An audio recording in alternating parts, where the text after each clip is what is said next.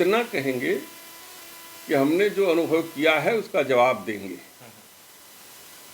और ये हम लोकतंत्र सेनानी हैं, हमारा नारा हमेशा रहा है, देख लिया है जुल्म तेरे, देख रहे हैं देखेंगे। तो वो हम उनके जुल्म को देख लिया है, और जब वो जुल्म करेंगे तो उसको भी देखेंगे और आगे भी देखते रहेंगे। कार्यकर्ता इससे पीछे नहीं हटने वाला है। सांसद जी, एक आखिरी सवाल। राम मंदिर का लोकार्पण हुआ था तो सरकार कह रही थी कि इस बार पूरी की पूरी सीटें हम जीतेंगे लोकसभा की, लेकिन उसका परिणाम उलट आया और उपचुनाव भी घोषित हुआ। तो मिल्कीपुर उपचुनाव, जो कि अयोध्या लोकसभा सीट है, फैजाबाद लोकसभा सीट है, उसकी वो एक विधानसभा की सीट है।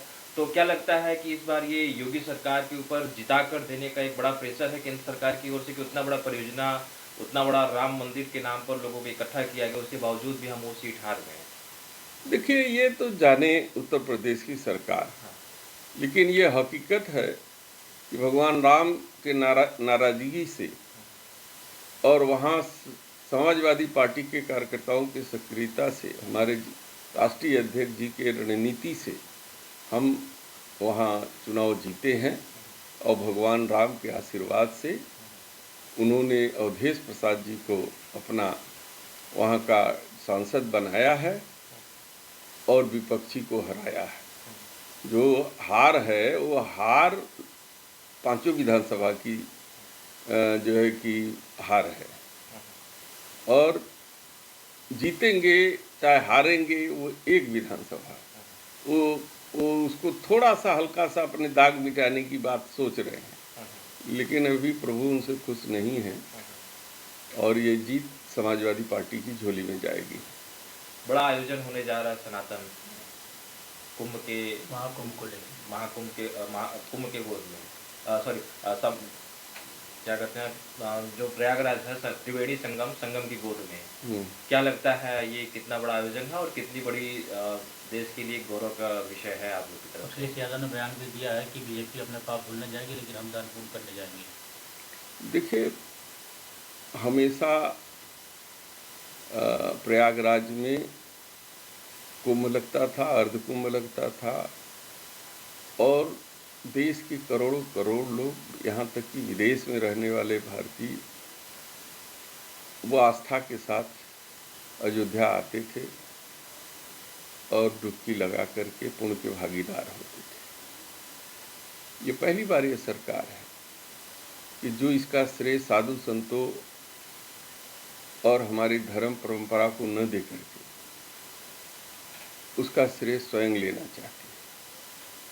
तो ऐसी परिस्थिति में सरकार के काम करने का जो तरीका है, जो प्रचार का तरीका है, वो सब लोग समझते हैं। हम लोग भी सनातन हैं, तो इसका मतलब थोड़ी है कि हम दूसरे धर्म का अपमान करें। तो ऐसी परिस्थिति में इस देश और सरकारें यहाँ के संविधान से चलती है, ये सनातन से नहीं चलती। ये संविधान की जगह सनातन से देश चलाना चाहते हैं, और जो इनका प्रयास कभी भी सफल नहीं होगा। एक सीढ़ी लगा दीजिए छत पे, अब नीचे से ऊपर जा रही है सीढ़ी या सीढ़ी ऊपर से नीचे आ रही है, तो एक दूसरे के नज़रिए का देखना है। जहाँ तक काशी का सवाल है, काशी एक धार्मिक नगरी रही है। यहाँ हर गली में आपको एक मंदिर मिलेगा, और यहाँ पर सर्वधर्म समभाव का एक केंद्र भी रहा है। संत रविदास जी भी रहे हैं। तमाम ऐसे मनीषी पैदा हुए हैं जिनको आप, चाहे वो साहित्यकार हो, कलाकार हो, चाहे धार्मिक हो, ये सब लोगों ने, कबीर, तुलसी, सब की ये धरती रही है, अद्भुत धरती है। और यहाँ के लोग अलमस्त तरीके से जीवन यापन करते हैं। लेकिन जिस तरीके से विभेद पैदा करके यहाँ के लोगों में एक दूसरे के दिलों में बांटने का काम ये सरकार कर रही है, ये भगवान शंकर को भी अच्छा नहीं लग रहा है। इसीलिए एक चेतावनी दे करके आदरणीय प्रधानमंत्री जी को छोड़ दिया कि अब दोबारा ऐसी गलती करोगे तो फिर इस बार हम यहाँ से हरा के भेजेंगे। तो ऐसी परिस्थिति में उनको संभल जाना चाहिए और काशी को काशी के तरीके से जो है विकास करिए, काशी के तरीके से रहने दीजिए। यहाँ के लोग आपस में मिलजुल करके रहते हैं। हर गली में आप खोजेंगे तो हर गली में आपको मंदिर मिल जाएगा, हर घर में आप खोजेंगे तो छोटा मोटा मंदिर मिल जाएगा। ये इतने दिनों का काशी है जो खुद को नहीं पता है कि काशी कितनी पुरानी है। भगवान शंकर की त्रिशूल पर बसने वाली ये काशी है। इसके कण कण में भगवान शंकर है। यहाँ के रज यहाँ की मिट्टी को कोई माथे लगा ले तो अपने को धन्य समझता है। और यहाँ भी खोजना, हिंदू मुस्लिम खोजना, ये कहाँ की नई परंपरा जन्म ले रही है। ये ऊपर वाले को बर्दाश्त नहीं होगा। देखिए, मिल्कीपुर हम जीतेंगे और हमने उत्तर प्रदेश में भारतीय जनता पार्टी या भारतीय जनता पार्टी की सरकार के तरीकों को समझ लिया है कि अब इनसे लोकतांत्रिक तरीके से नहीं निपटा जा सकता। ये अगर तंत्र का इस्तेमाल करेंगे तो हमारे कार्यकर्ता मिल्कीपुर के बॉर्डर पर तैनात रहेंगे। जहाँ जबरदस्ती करने की कोशिश करेंगे वो सब कार्यकर्ता घुस जाएंगे मिल्कीपुर के अंदर।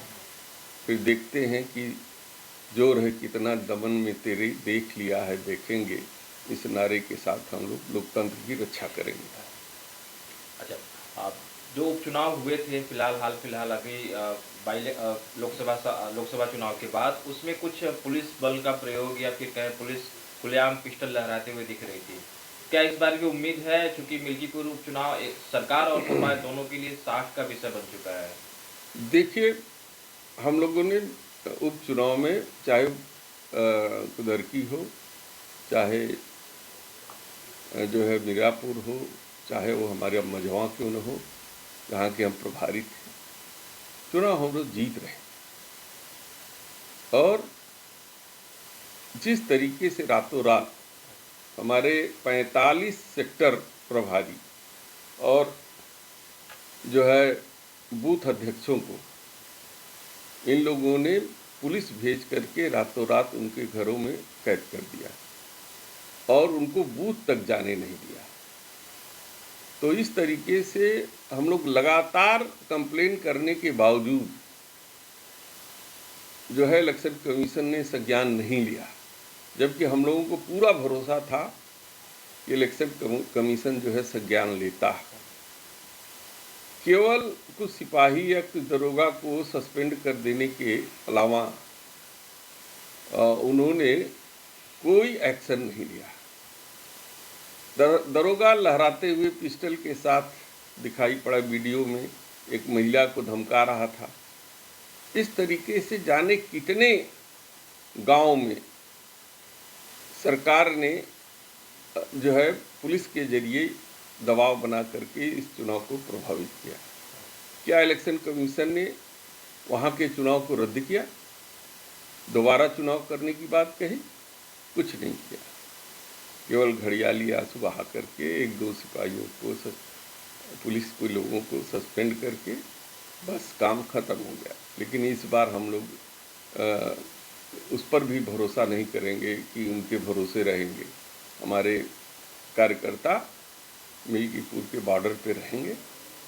हम लोग भी चुनाव प्रचार में जाएंगे, हम लोग भी बॉर्डर छोड़ के नहीं जाएंगे।